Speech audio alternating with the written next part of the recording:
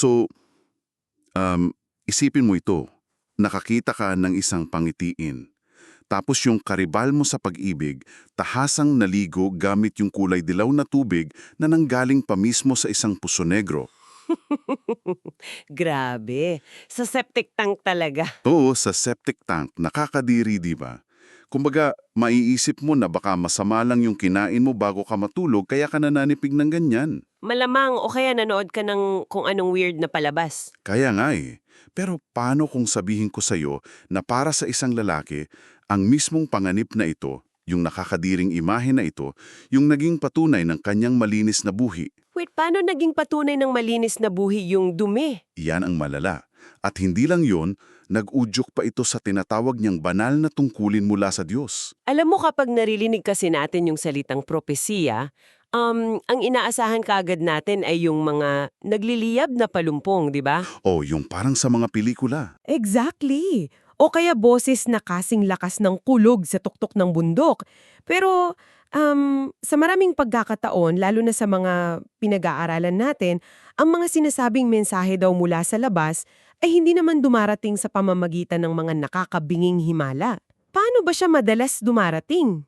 Dumarating ito sa pamamagitan ng mga napakapamilyar at minsan nga napakagulong detalye ng pang-araw-araw na buhay natin. Dito na kasi nagiging malabo yung linya kung saan nagtatapos ang sariling isipan ng tao at kung saan nagsisimula ang sinasabi nilang mensahe mula sa kalangitan. At yan mismo ang sisirihin natin ng buong linaw sa ating malalimang pagsusuri ngayon. So, kumusta sa iyo na nakikinig ngayon? Welcome sa talakayan natin. Hello? Ang misyon natin sa oras na ito ay himayin ang isang series ng mga nakasulat na pahayag, mga posts sa internet at mga na-record na mensahe mula sa isang nangangalang Narcisa Olalo. Siya yung lalaking nag-aangkin na nakakatanggap daw ng direktang mensahe mula sa Diyos. Tama ba? Tama.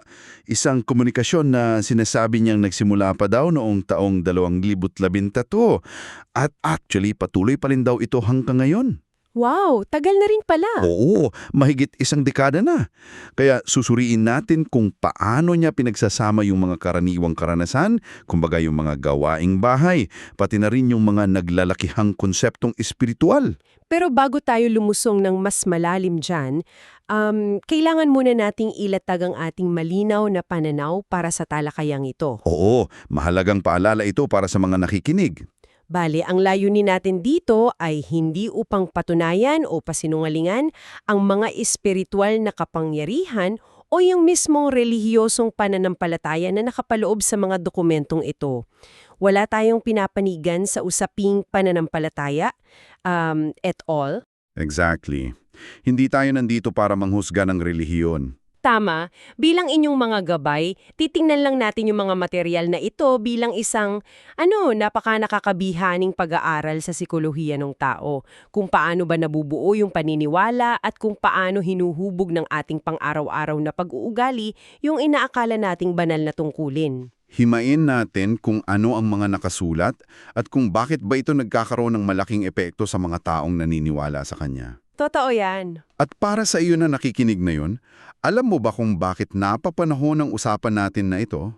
Bakit nga ba? Kasi mismong ngayong araw na ito, Linggo, 3 ng Mayo taong 2026, alas 9 ng umaga, oras sa Pilipinas, ay nangako si Narciso na magbibigay siya ng isang live na pagpapaliwanag.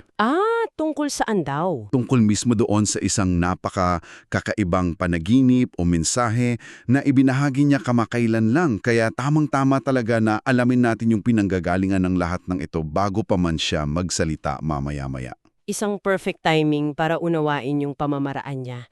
Kasi maraming mga tagapagturo ang gumagamit ng mga kwento, di ba? Pero yung sa kanya, para siyang isang modernong talaarawan. Oo, prophetic diary kung tawagin. Yun nga, kung saan yung pinakasimpleng bagay parang may napakalalim na kahulugan. Kaya bago tayo pumunta doon sa malalalim niyang doktrina na itinuturo niya mula pa noong 2013, simulan muna natin sa pinakasariwang mensahe niya, yung naipost noong ika-28 ng Abril. Ito yung may poso negro? Oo, narito ang isang salaysay kung saan naghahalo ang isang nakakakilig na kwento ng kabataan, isang lihim na pag-ibig at yung nga isang poso negro. Paano ba nagsimula yung kwento niya dito? Bale, sa isinulat niya, ibinahagi daw ni Narciso yung isang panaginip kung saan binalikan niya yung kabataan niya. Nasa bahay daw siya ng isang pamilyang malapit sa kanya noong binata pa siya. Okay, so parang throwback na panaginip. Oo. Tapos, ikinuwento niya yung isang particular na sandali. Lumapit daw yung panganay na anak na babae nung pamilyang yon, hinawakan siya sa kamay, hinila sa isang tabi, at bigla na lamang siyang niyakap.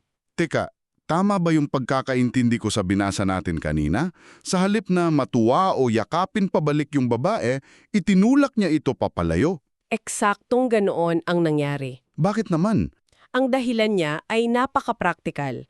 Kasi, alam niyang may nakakita sa kanila. Nakita daw sila nung kasambahay ng pamilya. So ayaw niyang magka-issue.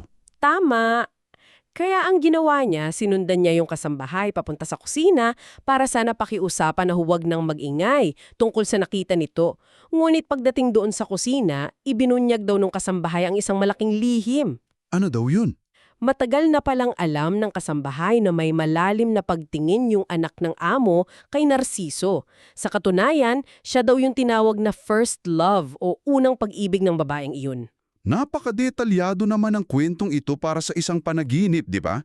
Parang teleserye.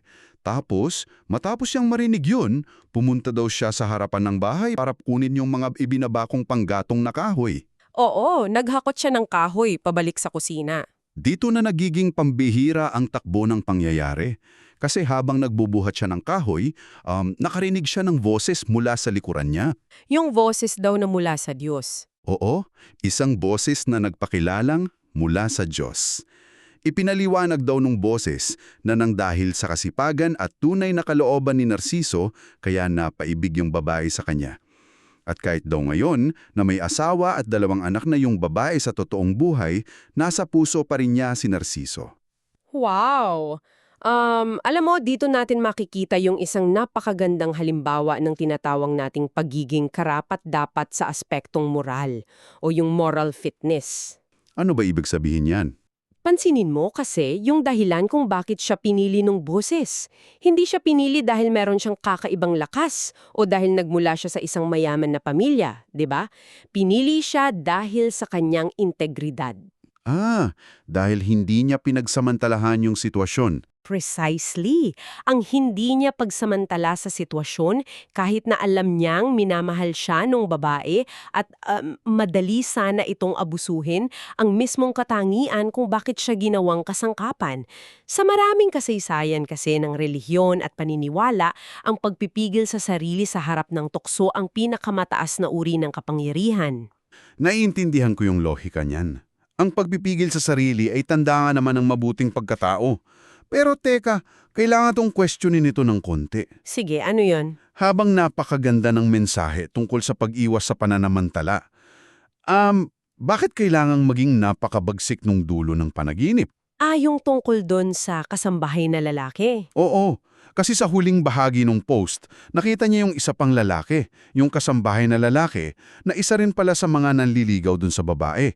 At ang lalaking ito, tahasang naliligo gamit yung kulay dilaw na tubig na galing sa tubo ng Poso Negro. Kasi malinis ang intensyon niya at mabuti siyang tao.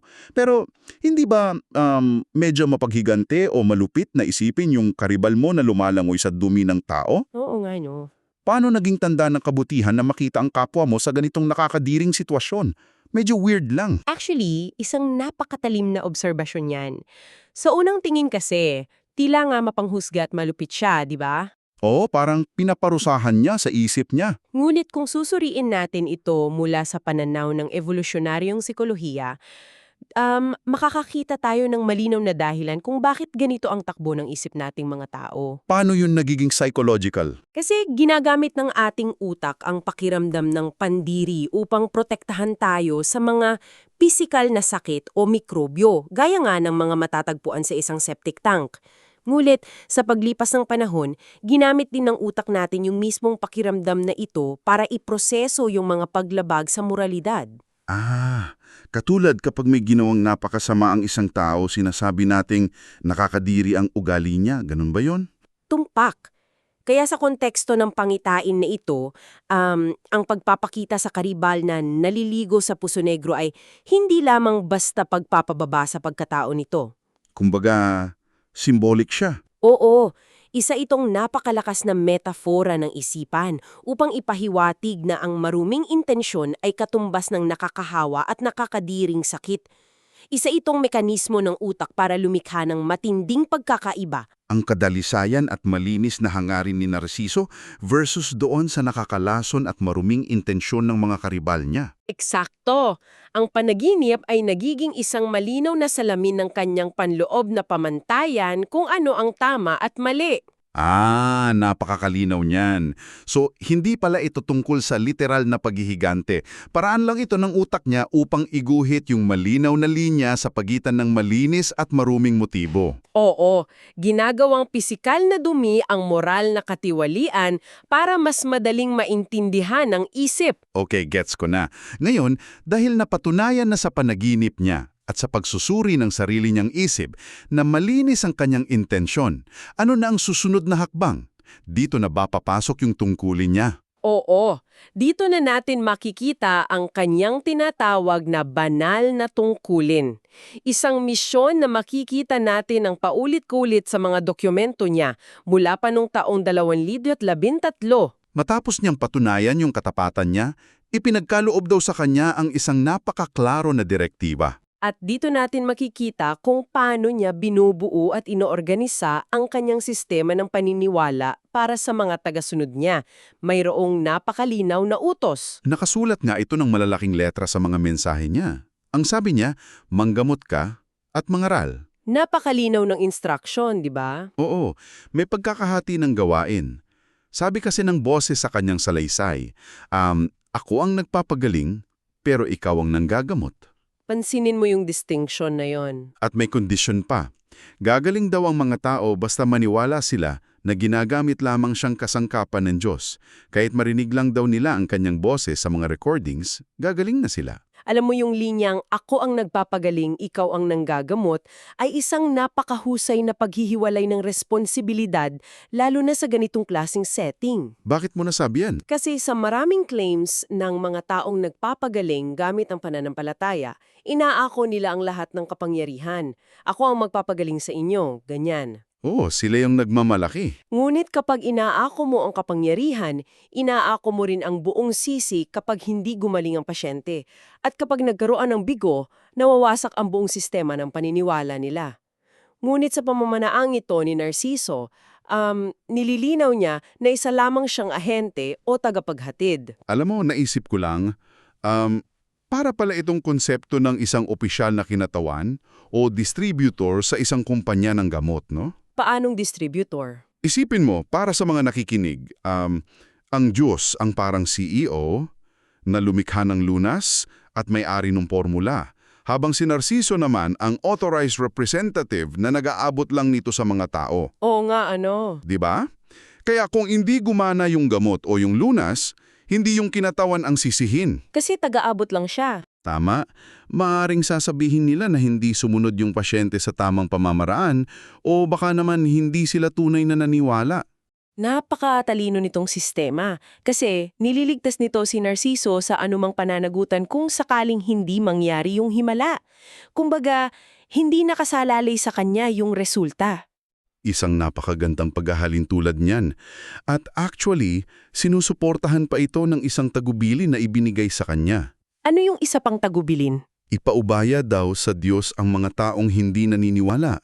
Walang utos sa kanya na pilitin, makipagtalo o mangumbinsi ng agresibo. So walang pilitan? Wala. Kung ayong maniwala ng tao, walang problema. Ang Diyos na daw ang bahala sa kanila.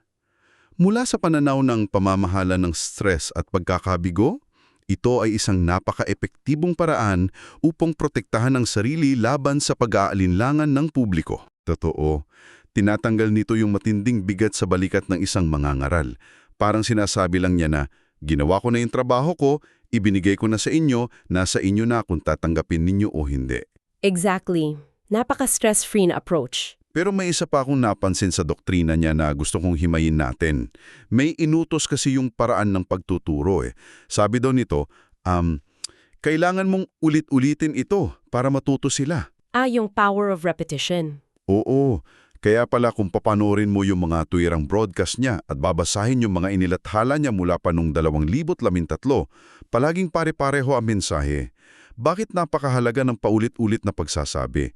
Ano bang epekto nito sa utak nating mga nakikinig? Sa psychology, may tinatawag tayong illusion of truth effect o epekto ng ilusyon ng katotohanan. Paano nagwa-work yan? Kapag ang isang impormasyon ay paulit-ulit nating naririnig, nagiging mas madali itong iproseso ng utak natin. At dahil madali itong iproseso, mas nagiging pamilyar ito sa atin. So pag pamilyar, ano mangyari? Kapag pamilyar ang isang ideya, mas madali para sa ating isipan na tanggapin ito bilang isang katotohanan. Ang pag-uulit ay lumilikha ng tilang isang malalim na uka sa ating isipan. Parang kanta na paulit-ulit sa radyo hanggang sa makabisado mo na lang. Parang ganun na nga. Hindi na kinakailangang suriin pa ng lohika mo. Nagiging otomatiko na yung pagtanggap mo kasi pamilyar na eh. Napakagaling pala ng mekanismong yan. So, hindi ito tungkol sa pilitang pagpapaniwala, kundi sa paggawa ng impormasyon na napakakomportable at pamilyar lang sa pandinig. Tama! Kaya kung sapat na ang marinig lang yung boses niya para gumaling at kung ang pag-uulit ang nagpapatibay ng mensahe, paano niya sinisiguro na seryoso ang mga tagasunod niya? Anong ibig mong sabihin? Ano ang pumipigil sa mga tao na abusuhin itong napakadaling pangako ng pagpapagaling? 'Di ba parang too good to be true na makikinig ka lang tapos gagaling ka na? Dito na nagiging mahalaga yung mga kondisyon na ibinigay sa kanya. Upang gumana ang buong sistemang ito, hindi sapat ang pamilyaridad lamang. May kinakailangang aksyon mula sa tagasunod. Ano yung mga aksyon na yon? Nahahati ito sa 3 malinaw na hakbang na nagsisilbing pundasyon ng kanilang pakikipag-ugnayan sa kanya at sa paniniwala nila. Iyan yung ipinakilala niya bilang ang 3 P, di ba? May dokumento siya tungkol dyan mula pa nung ika-25 ng Hunyo taong 2013. Oo, the 3 Ps. Ayon doon, 3 bagay lamang ang kailangan ng Diyos sa tao. Ito ay pagsisi sa mga kasalanan, pagbabago sa mga maling paniniwala, at lubos na paniniwala. Yan mismong 3 yan. Bakit ba napaka-epektibo ng 3 hakbang na ito? Paano ba ito gumagana sa isip ng isang tao? Himayin natin ha, kasi isa itong malalim na proseso ng pagbabagong anyo. Kapag nagsimula ka kasi sa pagsisi, ang unang ginagawa mo ay binabasag mo ang sarili mong pagmamataas o yung ego mo. Oo, kasi kailangan mong aminin na mali ka. Eksakto. Pinapaamin mo ang sarili mo na ikaw ay may kahinaan at may nagawang mali. Kasi ang isang taong puno ng sariling pagmamalaki ay hinding-hindi tatanggap ng bagong aral. Hindi sila makikinig kasi feeling nila tama sila palagi. Tama. Ngunit kapag inako na ng tao ang kanyang pagkakamali, nagkakaroon na ng puwang sa kanyang pagkatao. Diyan napapasok ang pagbabago, yung pangalawang P. Ito yung aksyon na nagpapatunay na totoo yung pagsisisi mo. At yung pangatlo, yung paniniwala. Kapag nagbago na ang ugali, ang paniniwala ang magsisilbing selyo sa kanyang bagong pagkatao. Kumbaga, hindi lamang ito isang simpleng dasal, isa itong sunod-sunod na psikolohikal na proseso ng pagpapakumbaba at pagtanggap ng bagong identity. Wow! Ang ganda ng paliwanag na yan. So, kung hindi ka magsisisi, puno ka pa rin ng sarili mong yabang at wala kang tatanggaping bago. Exactly. At ito marahil ang dahilan kung bakit nang panoorin ko yung na-record na mensahe niya tungkol sa paksa ng tiwala, naging napakalinaw ng lahat sa akin. Paano niya kinonekta? Ikonekta niya kasi itong 3 hakbang sa isang napaka-praktikal na pagtingin sa kapwa. Sabi niya, kung may taong nagtiwala sa pagkatao mo, dapat mo itong pangalagaan at wag na wag abusuhin. Isang napakasimpleng rule. Oo. Kapag nangabuso ka daw ng tao dahil lamang nakita mong may tiwala sila sa'yo, nakakasakit ka ng lubusan, tapos nag-iiwan ka ng matinding sama ng loob. At kapag nawala na yung tiwala na iyon, napakahirap na nitong ibalik o baka hindi na talaga maibalik kailanman. Alam mo, nakakabighani kung paano nagtagpo ang lahat sa iisang punto. Kasi isipin mo, nagsimula tayo sa usapin tungkol sa mga makalangit na boses, sa mga pamamaraan ng pagpapagaling, pati sa malalalim na proseso ng pagsisisi, di ba? Oh, yung mga medyo supernatural na concepts. Pero saan ba humantong ang buong pilosopiyang ito? Humantong lang siya sa isang napaka-human at napaka-practical na leksyon na kayang unawain ng kahit na sino. Huwag mong sisirain ang tiwala ng ibang tao sa iyo. Huwag kang manamantala. Nakakatuwa nga itong pagnilayan. Kasi inaasahan mo na ang isang taong may inaangking direktang komunikasyon daw sa kalangitan ay magtuturo ng mga napakakomplikadong ritual, di ba? Oo, yung mga tipong may alay-alay pa o kaya malalalim na misteryo na iilan lang talaga makakaintindi. Tama. Ngulit ang pinakapuso pala ng kanyang mensahe ay napakasimple lamang. Maging mabuti kang tao sa kapwa mo. Kapag may nagtiwala sa iyo, ingatan mo. Parang pinagsabihan ka lang ng lolo mo habang umiinom kayo ng kape sa umaga eh. At alam mo, ito mismo ang dahilan kung bakit nakakakuha ng malalim na atensyon at tapat na tagasunod ang mga ganitong mensahe. Bakit nga ba? Kung ikokonekta natin ito sa mas malaking larawan ng ating lipunan ngayon, para sa iyo na nakikinig sa atin, nabubuhay kasi tayo sa isang mundo kung saan ang tiwala ay madalas talagang nilalabag, di ba? Totoo yan, ang daming manluloko ngayon. Araw-araw tayong nakakabalita tungkol sa mga scams, peking balita, mga politikong sumisira sa kanilang mga pangako, pati na yung mga negosyong lantarang nananampalala para lang sa sariling kita. Nakakadrain yung mga ganong balita? Nakakadrain talaga. Kaya sa ganitong klaseng magulong kapaligiran, ang mensahe ni Narciso na paparangalan ka ng universo dahil hindi ka nananampalana ng kapwa ay isang napakalakas, napakalinaw at nakakapanatag na kaisipan. Kumbaga, ibinabalik nito ang tunay na halaga doon sa simpleng kabutihan lang. Oo nga no. Sa dami ng ingay at panluloko sa paligid natin, ang marinig mong sapat na ang maging tapat para mapansin at paboran ka ng isang mas mataas na kapangyarihan, nakakapagbigay iyon ng matinding ginhawa sa pakiramdam. Tunay nga. Kasi nagpapaalala ito sa atin na ang pinakamalalim na uri ng paniniwala ay madalas na nakaugat lang sa kung paano natin tratuhin ang mga tao sa paligid natin sa mga ordinaryong araw. Yung tinawag mo kanina na moral fitness. Yes, ang karapat-dapat sa aspektong moral na pinag-usapan natin kanina tungkol doon sa kanyang panaginip ay umikot lang at naging gabay kung paano siya dapat makihalubilo sa ibang tao. Grabe, ang ganda nun. So, himayin natin ang lahat ng ito upang lagumin ang ating talakayan ngayon. Sa ating naging paglalakbay sa mga salaysay ni Narciso Olalo, nakita natin kung paano nagiging tulay ang maliliik na bagay patungo sa malalaking kaisipan. Mula doon sa panaginip niya. Oo, nagsimula tayo sa isang makulay na panaginip tungkol sa pag-ibig ng kabataan na humantong sa isang kapwa manliligaw na naliligo sa dumi ng Poso Negro. Mula roon, naunawaan natin na ginagamit ng ating isipan ang pisikal na pandidiri upang maging metapora ng ating pamantayan sa moralidad. Isang babala ito laban sa maruming intensyon.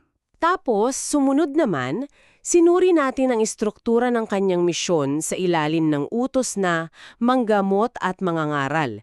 Naunawaan natin na ang paghihiwalay ng gawain ng nagpapagaling at nanggagamot ay isang napakatibay na pananggalang sa anumang pag-aalinlangan. Pati yung power of repetition niya. Oo, kung paano ang patuloy na pag-uulit ng mensahe ay nagtatanim ng malalim na katotohanan sa isip ng mga tagapakinig. At sa huli, narating natin ang pinakapuso ng kanyang katuruan, ang tatlong hakbang ng pagsisisi, pagbabago at paniniwala, na nagsisilbing paraan upang buwagin ang yabang ng isang tao upang matuto siyang pahalagahan ang tiwala ng kanyang kapwa. At para sa iyo na nakikinig sa amin ngayon, narito ang pinakamahalagang maiuwi mo mula sa ating pagsusuri. Anuman ang personal mong paniniwala, ang mga konseptong ito ay may dalang napaka-practical na halaga sa ating araw-araw na pakikibaka. Tama? Kasi naniniwala ka man o hindi, Sa mga pag-aangkin ni Narciso na siya ay nakakausap ng langit, hindi natin may tatanggi na ang pananaw niya tungkol sa pagiging sagrado ng tiwala ay isang bagay na maaari talaga nating sandalan. Totoo yun. Ang tiwala ang pinakapundasyon ng kahit anong relasyon natin sa mundong ito, maging sa pamilya, sa trabaho, sa negosyo o sa pag-ibig. Hindi natin kailangan ng mga mahimalang kapangyarihan para protektahan ang tiwala ng isang tao, di ba? Wala namang magic na kailangan dyan. Minsan, sa simpleng paggawa lang ng tama at pag-iwas sa pananamantala, kahit na may pagkakataon tayo, doon tayo nagiging bayani sa kwento ng ibang tao. Isang napakahalagang aral na kahit sino man ay maaaring isabuhay. Isa itong panawagan na bumalik sa pagiging marangal, isang paalala na sa huli, ang ating mga simpleng aksyon sa ating kapwa ang huhubog ng sarili nating halaga. So, bago tayo tuluyang magpaalam, gusto kitang iwan ikaw na nakikinig ng isang kaisipan na pwede mong pagmunihan habang ipinagpapatuloy mo ang araw mo. Ano yon? Nakita kasi natin kung paano ginamit sa mga mensahe ni Narciso ang mga napakakaraniwang bahagi ng buhay niya para magturo ng mabigat na prinsipyo. Kaya, tatanungin kita, kung ikaw ba ang bibigyan ng pagkakataon na makatanggap ng sarili mong mensahe o pangitain mula sa kalawakan, ngayon, gagamit kaya ang universo ng mga napakakabinging kulog at kumikinang na mga kidlat sa langit? O baka naman, gagamitin ito ang mga maliliit, pamilyar at minsan ay napakagulong detalye ng sarili mong kwento? Oo, isipin mo, baka gamitin nito ang alalaan ng isang lumang pag-ibig, ang simpleng pagbubuhat ng kahoy sa likod ng bahay mo, o kaya ay yung pait na naramdaman mo mula sa isang sirang tiwala, para lamang iparating sa iyo ng napakaklaro ng pinakamahalagang aral na kailangan mong matutunan sa oras na ito. Maraming salamat sa pagsama sa aming malalimang pagsusuri ngayon. Patuloy na maghanap ng bagong kaalaman at panatiligin bukas ang inyong isipan sa lahat ng posibilidad.